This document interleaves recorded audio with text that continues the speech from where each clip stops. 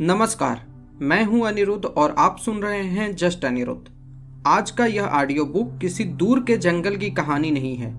यह किसी national geographic documentary की भाषा में भी नहीं है और न ही केवल पर्यावरण के नारों की बात है।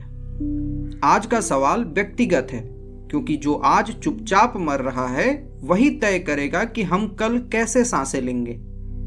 जंगल शिकार क्यों बनते जा रहे हैं और खास तौर पर अरावली के साथ आखिर हो क्या रहा है।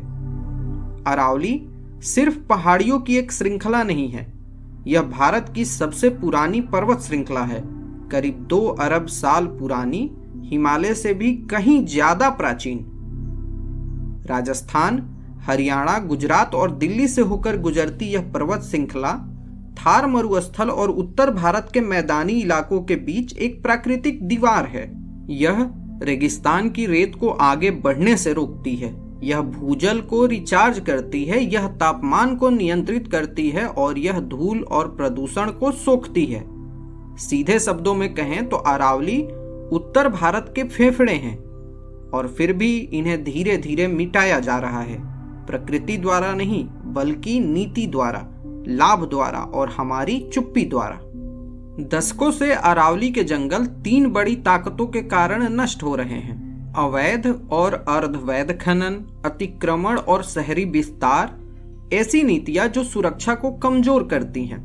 दोस्तों, सबसे बड़ा विनाशक है खनन। पत्थर निकालने के लिए पूरी पहाड़ियां समतल कर दी जाती हैं, जंगल काटे जाते हैं, ऊपरी मिट्टी हटा दी जाती है और गहरे गड्ढे छोड़ दिए जाते हैं। खनन जहां पहुंचता है वह जमीन फिर कभी पूरी तरह ठीक नहीं हो पाती। सिर्फ हरियाणा में ही 2001 से 2016 के बीच अरावली क्षेत्र का वन क्षेत्र लगभग 37% घटा दिया गया, जबकि 2002 से सुप्रीम कोर्ट ने खनन पर प्रतिबंध लगाया हुआ है। फिर भी अवैध खनन पूरी तरह कभी नहीं रुका। आखिर क्यों? क्योंकि खनन पैसा देता है, राजस्व देता है, रोजगार देता है और राजनीतिक फंडिंग भी देता है। और जब मुनाफा प्राथमिकता बन जाए तो जंगल बोझ बन ही जाते हैं। बात करें दिसंबर 2025 की, तो एक बेहद चिंताजनक फैसला लिया गया। भारत की फॉरेस्ट एडवाइजरी कमेटी ने हरियाणा के फरीदाबाद में अरावली के 67.68 हेक्टेयर संरक्षित वन क्षेत्र को गैर वन उपयोग के लिए एक्स पोस्ट फैक्टो क्लियरेंस दे दी। एक्स पोस्ट फैक्टो का मतलब है नुकसान होने के बाद मंजूरी देना। यह जमीन 1990 से 1994 के बीच बिना अनुमति उपयोग की गई थी। जंगल को बहाल करने के बजाय उस अवैधता को दशकों बाद कानूनी बना दिया गया। यह एक खतरनाक संदेश देता है कि पहले नष्ट करो, बाद में मंजूरी ले लो। दोस्तों, सबसे बड़ा खेल 100 मीटर की परिभाषा ने किया, जिसने सब कुछ बदल कर रख दिया।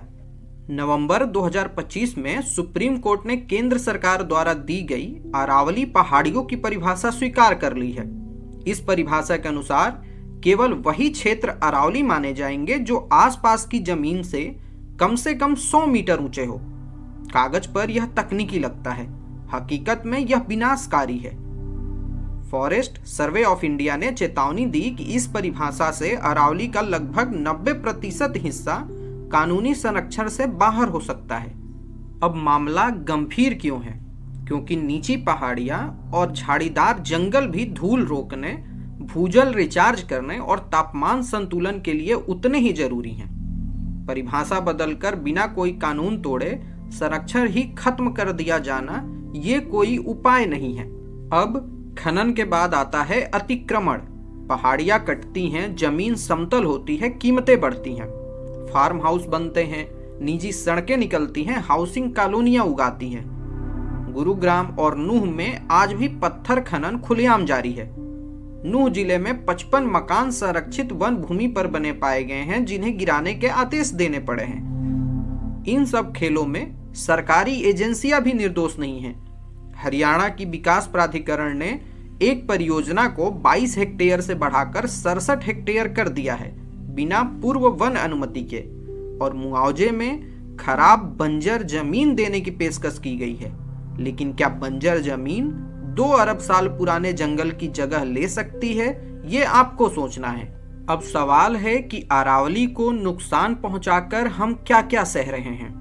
पहली बात तो ये समझना होगा कि अरावली के जंगल घने वर्षावन नहीं हैं।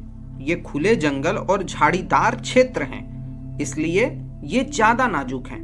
खनन से भूजल स्तर खत्म हो जाता है, पानी जमीन में वापस नहीं जा पाता। फरीदाबाद और गुरुग्राम आज डार्क जोन घोषित हो चुके हैं। वन्य जीव गायब हो रहे हैं। तेंदुए, लकड़बग्घे, सियार, पंछी, उनके रास्ते टूट चुके हैं। जंगल घटते हैं तो मानव और वन्य जीव संघर्ष भी बढ़ता है। मरुस्थलीकरण तेज होता है। अरावली के बिना थार की रेत पूर्व की ओर बढ़ेगी। वैज्ञानिक चेतावनी देते हैं कि इससे दिल्ली का औसत तापमान 3 से 4 डिग्री तक बढ़ सकता है और धूल प्रदूषण खतरनाक स्तर पर पहुंच सकता है।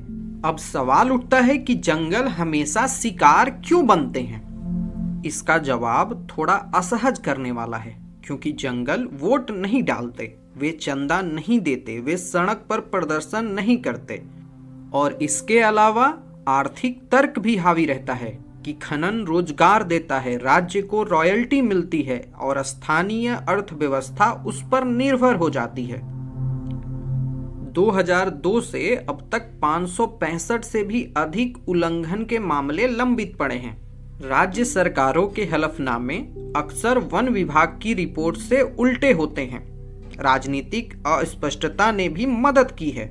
सालों तक अरावली की कोई एक समान कानूनी परिभाषा ही नहीं थी और इसी देरी का फायदा उठाकर जमीन को गैर अरावली बताकर खनन की मंजूरी दी जाती रही।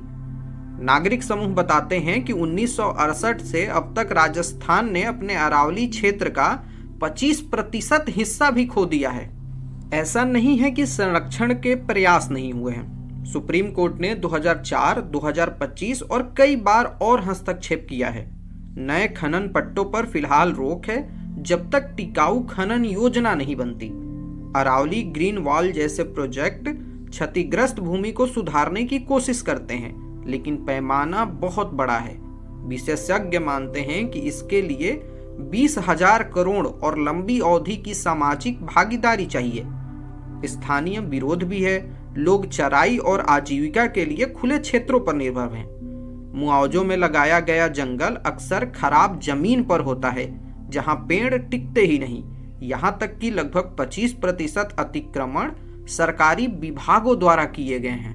अब आखिरी बातें। अरावली ने 2 अरब साल झेले हैं, हिमयुग, जलवायु परिवर्तन, महाद्वीपों की हलचल, लेकिन शायद वह आधुनिक शासन को नहीं झेल पाएगी। अगर हर बार जंगलों को समायोजित किया जाएगा, परिभाषित किया जाएगा, कमजोर किया जाएगा और कुर्बान किया जाएगा, तो विकास खुद विनाश बन जाएगा। अरावली को बचाना विकास रोकना नहीं है, यह तुरंत मुनाफे के बजाय दीर्घकालिक जीवन को चुनने की बात है। क्योंकि जब जंगल गिरते हैं, शहर घुटते हैं, पानी गायब होता है और गर्मी बढ़ती है, और एक दिन हम पूछेंगे कि हवा सांस लेने लायक क्यों नहीं रही। तब जंगल जवाब देने के लिए मौजूद नहीं होंगे। मैं था अनिरुद्ध और आप सुन रहे थे जस्ट अनिरुद्ध। अगर यह कहानी आपको एक पल के लिए भी रोक पाई हो तो इसे साझा कीजिए, क्योंकि किसी भी जंगल को मिलने वाला पहला संरक्षण जागरूकता ही होती है।